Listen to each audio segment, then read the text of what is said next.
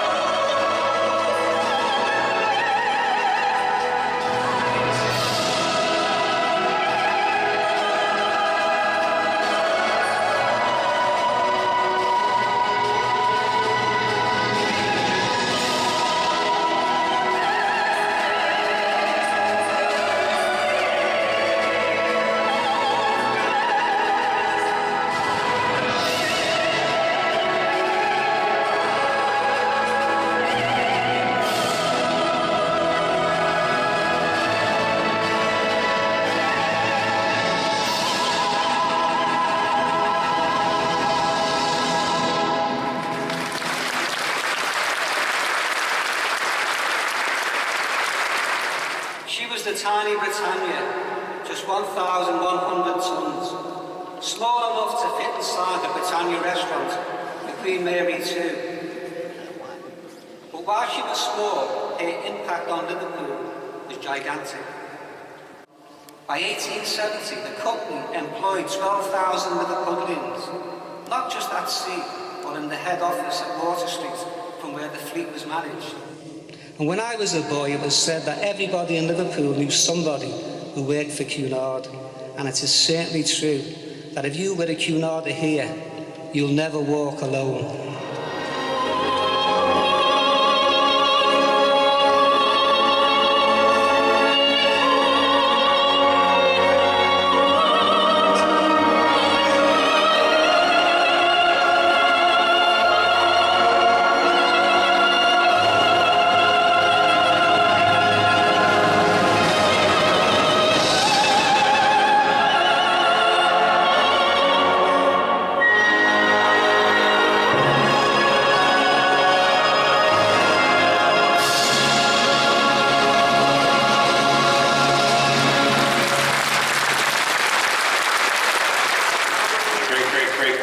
Was a son of Halifax, Nova Scotia, and proud of it.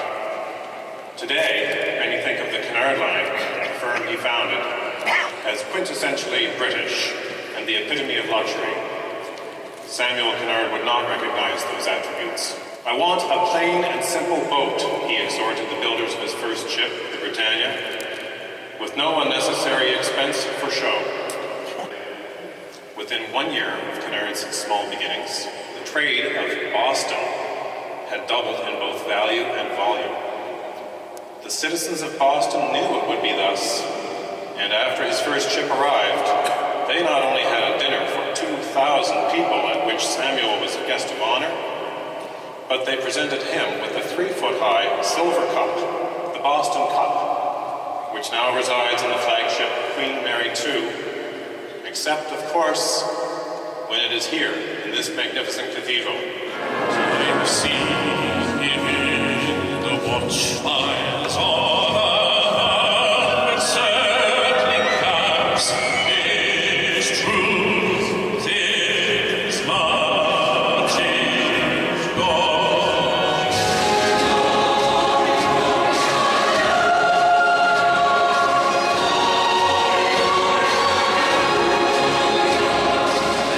Every Cunard ship was at the front.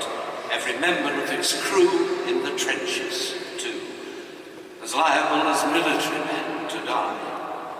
Each one some mother's son. Cunard lost 20 ships in the Great War. The litany of lives and liners lost in the service of the country is long, like the sonorous tolling of a bell. Lusitania, Caria, Varia, Franconia, Alornia, Ivernia, Lycia, Laconia, Folia, Thracia, Feltria, Altonia, Valudia, Vinovia, Andania, Orania, Orsonia, Vandalia, Carpathia, Flavia.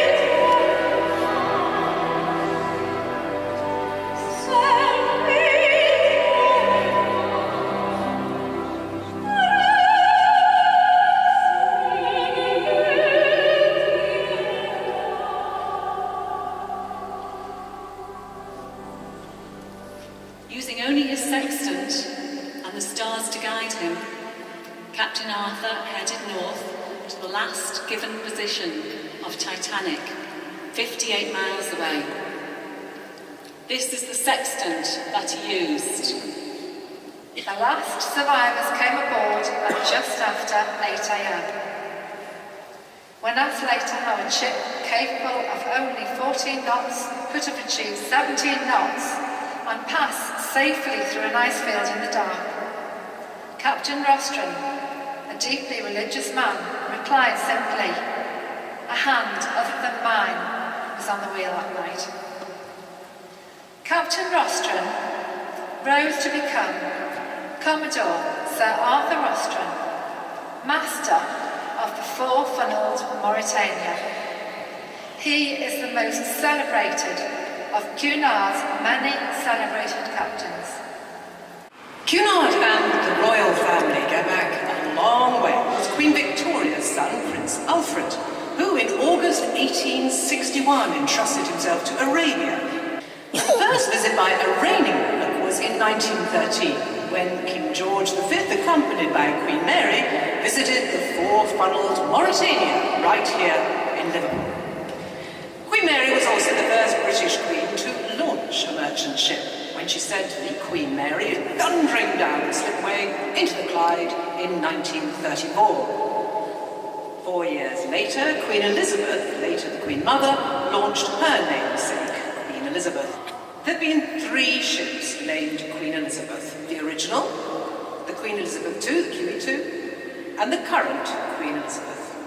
And only one person has attended the naming of all 3, and that is, of course, Her Majesty the Queen. The Queen Mother was very informed. Our passengers generally had a wonderful time, and I have to admit that while we were in the crew had to work hard, we had a wonderful time too. I wouldn't have missed this experience or the friends for the world. But unfortunately, unlike the passengers, we didn't get the chance to dance all night.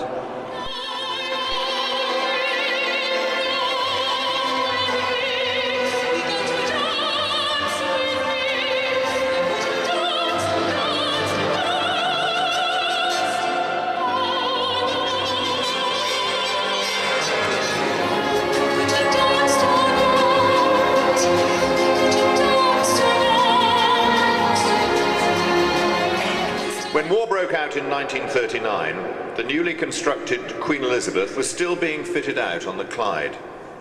She was not only a prime target for German bombers, but was taking up valuable yard space needed for naval operations.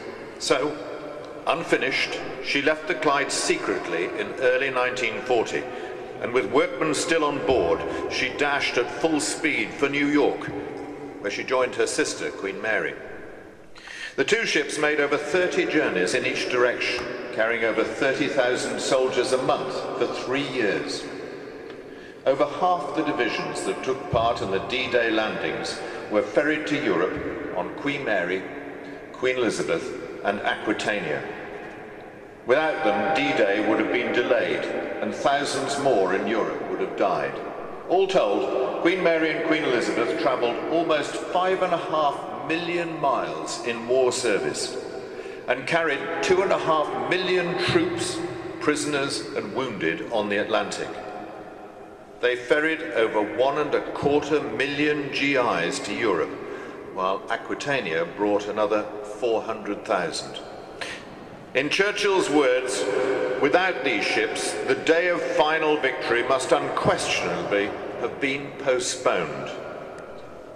And then, when it was all over, Cunard had to take them all home again, and their brides.